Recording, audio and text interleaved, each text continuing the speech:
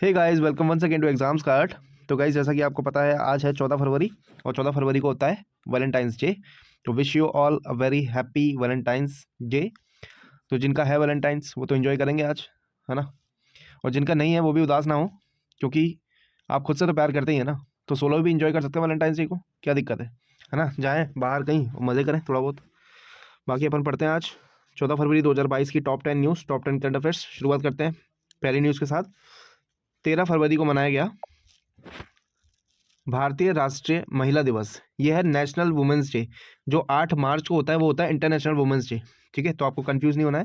13 फरवरी को कौन सा दिन मनाया जाता है? National women's day, Indian national women's day, भारतीय राष्ट्रीय महिला दिवस। हर साल 13 फरवरी को सरोजनी नायडू की जयंती के उपलक्ष्य में मनाया जाता है। इस वर्ष राष्ट्र उनकी 143वीं जयंती मना रहा है।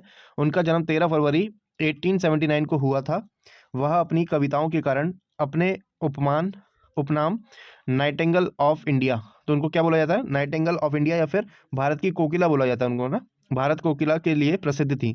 सरोजिनी नायडू को साहित्य में उनके योगदान के लिए दुनिया भर में जाना जाता है। ठीक है, नेक्स्ट देखते हैं।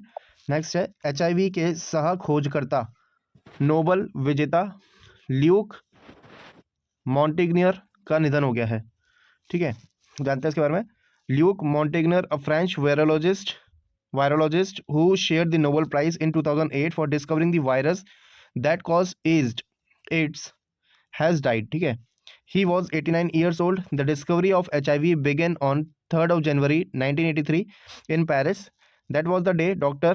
Montagnier, जिनको क्या बोला जाता है, माउंट कैसे प्रोनाउंस करते हैं?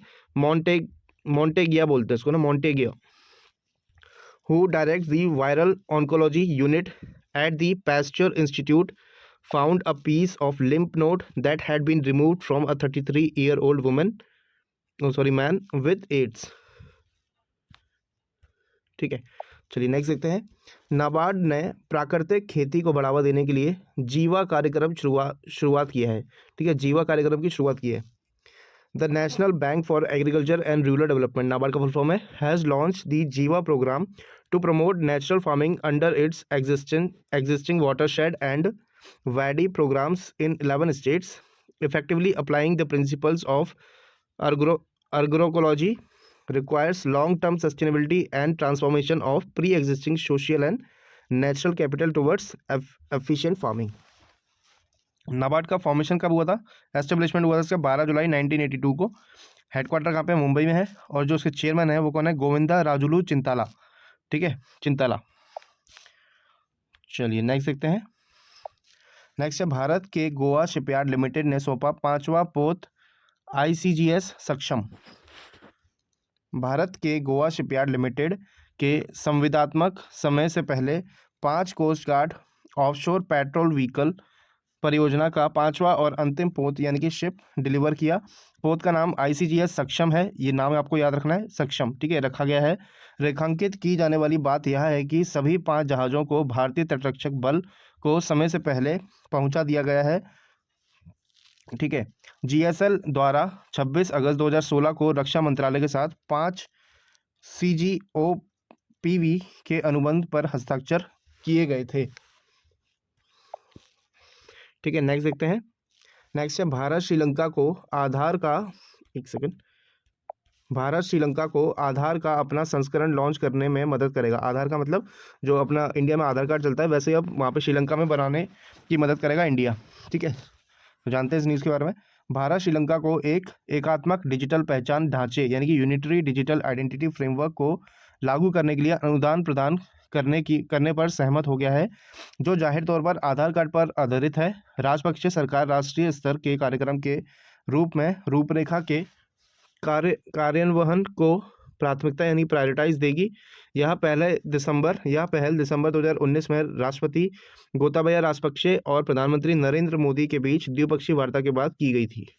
ठीक है, तो अब मतलब श्रीलंका वाले भी चाह रहे हैं कि वहाँ पे भी आधार कार्ड जैसा सिस्टम हो, तो इंडिया की हेल्प मांगी तो इंडिया उनकी हेल्प करने के लिए राजी हो गया। ठीक है, चलिए नेक्स्ट देखते हैं। एन चंद्रशेखरन फिर से बने टाटा सन्स के अध्यक्ष। The board of Tata Sons Private Limited has approved the reappointment of N. Chandrasekaran as the executive chairman of the company for a second 5-year term. Chandrasekaran's current term as chairman was to end at the end of the February 2022। तो उनका जो शासनकाल है वो फरवरी 2022 के and में खत्म होने वाला है। ठीक है। He joined the board of Tata Sons in 2016 and took over as a chairman in 2017। ठीक है। नेक्स्ट है EIEU के डेमोक्रेसी इंडेक्स में भारत का जो अंक आया है रैंक वो है 46, 46वें स्थान पर रहा भारत। कौन सी रैंकिंग में? EIU, जानते हैं इसके बारे में? According to the Economist Intelligence Unit EIU, India is rank 46 in the global ranking of the 2021 democracy index with the highest score 9.75. Norway topped the democracy index 2021 by Economist Intelligence. The list was published on February 10, 2022. India secured a 46th position in the list with 6.91 points. Our neighbor Pakistan is placed further down in the hybrid regime with the rank of 104. तो बहुत ही नीचे है इनकी तो rank, Pakistan की 104वें स्थान पे आया। ठीक है, डेमोक्रेसी इंडेक्स में। चलिए नेक्स्ट देखते हैं। तेलंगाना सरकार ने उच्च शिक्षा का विस्तार करने के लिए ब्रिटिश काउंसिल के साथ समझौता किया है। The government of Telangana and the British council and international organisation for education opportunities and cultural exchange have signed a 3-year MOU यानी कि memorandum of understanding to review partnerships in education, English and the arts to provide global opportunities for the youth of Telangana, facilitate research among institutions and assist in expanding higher education globally. Next देखते हैं। राजीव भाटिया द्वारा लिखित Bharat Africa संबंध changing Horizons नामक एक पुस्तक, horizons, gateway house में विदेश नीति अध्ययन कार्यक्रम के एक विशिष्ट फेलो राजदूत राजीव कुमार भाटिया ने भारत अफ्रीका संबंध changing African relation changing horizons नामक एक नई पुस्तक, उनकी तीसरी पुस्तक है, उन्होंने ये लिखी है, जो विश्व मामले में एक महत्वपूर्ण अभिनेता और हितधारक के रूप में अफ्रीका के उद्भव और दावे और भारत और अफ्रीका के बीच संबंधों के परिवर्तन की पड़ताल करता है। तो मेनली इंडिया और अफ्रीका के रिलेशंस के बारे में इस बुक में बताया गया है। ठीक है, चलिए नेक्स्ट देखते हैं। 13 फरवरी को एक और दिन मनाया जाता है, कौन सा?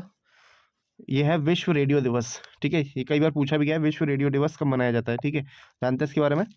रेडियो को एक शक्तिशाली माध्यम के रूप में मान्यता देने के लिए हर साल 13 फरवरी को विश्व रेडियो दिवस मनाया जाता है, जो विविधता को बढ़ावा देने और अधिक शांतिपूर्ण और समावेश दुनिया में बनाने में मदद करने के लिए दुनिया के हर कोने से लोगों को एक साथ लाता है।